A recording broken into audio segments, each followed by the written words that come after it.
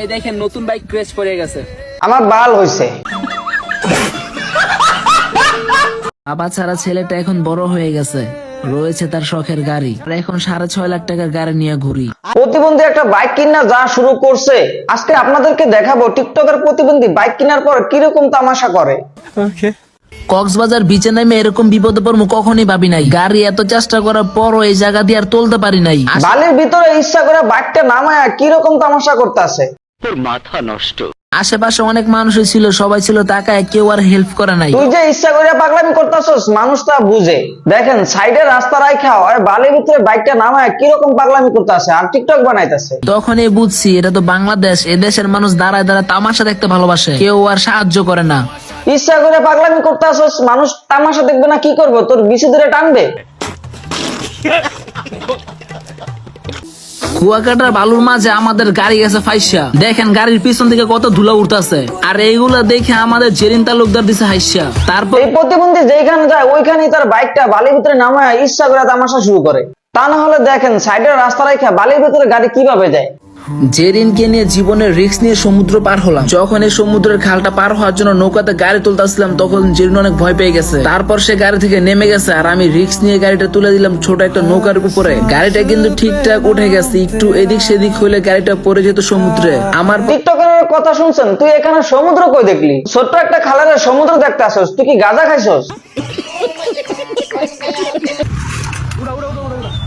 শখের গাড়িটা কিনতে না কিনতে ভেঙে গেল। ডাইন সাইডে যে ডাল ছিল আমি খেয়ালই করি না। শখের জিনিস খুব কমই টিকে, কিছুদিন আগে কিনলাম আর এখনই শেষ। এখানে বাইকটা শেষ হইলো কেমনে? ইচ্ছা করে বাইকটা ফালায় তুই টিকটক করলি, এখানে হয়েছে কোন বালটা? গাড়ি নাকি আমি ইচ্ছে করে ফালাই দিছি ভাই। শখের 6.5 লাখ টাকার গাড়ি কেউ কি ইচ্ছে করে ফালাই দেয়? আপনাদের কমেন্ট দেখে ভাই আমি পুরো অবাক হয়ে গেছি ভাই। গাড়ি যে ইচ্ছা করে ফালাইছস তা পাবলিক বুঝে। ঠিক বলেছো ভাই, শখের গাড়ি কেউ কখনো ফালাই দেয় না। যাদের একটা শখের বাইক আছে তারা জানে শখের বাইকে একটা ক্র্যাশ পড়া মানে কলিজে আঘাত লাগা। তো শখের জিনিস লইয়া এত পাগলামি করার কি আছে? অনেকে বলছিস এটা কি মডিফাই করে গাড়ি নাকি? আরে ভাই না, এটা মডিফাই করে গাড়ি না, এটা বিফোর ক্রেশবেলি গাড়ি। এইটা তোর নানির সাউয়া। ওয়াও, অনেক মজা লাগতেছে। আমার জানামাকে নিয়ে ঘুরতে আইছে গাইস, অনেক মজা লাগতেছে। ওর সাথে থাকা এই পূজালির কাহিনী দেখলে মাথাটা আরো গরম হয়ে যায়। জান, আজকে এত সুন্দর ওয়েদার, চলো আমাকে নিয়ে ঘুরতে চলো। কই যাবা বলো? আজকে যতক্ষণ পর্যন্ত বাইকে তেল আছে ততক্ষণ পর্যন্ত ঘুরবো। ওরে দেখলে মনে হয় সারা রাত চুরি করে আইছে। জান গো। কি গো? এই বেটা, তুই কি আমার জান লাগোস? না, তোর বাপ লাগে। বালবাক না মাইয়া, মুখ থেকে এখনো দুধের গন্ধ যায় না, ওরা শুরু করছে নষ্টামি। মেয়েটাকে ধরে আমার কাছে পাঠিয়ে দাও, ওকে ঝাড়ু দিয়ে ওর পিঠে ক্রাশ ক্রাশ করে তাকে আগে মারতাম, কমপক্ষে 3 মিনিট মারতাম। দোস্ত, কালকে তোমরা সেই জায়গায় ঘুরছি, আজকেও জামু, যাবি নাকি? হ্যাঁ যাবো তো। এই পূজালি প্রতিবন্ধী বয়ফ্রেন্ড কে কখনো ভাই ডাকে, কখনো দোষ ডাকে, আবার কখনো জান ডাকে। আমি তো বুঝতেছি না জান লাগে নাকি তোর বাপ লাগে।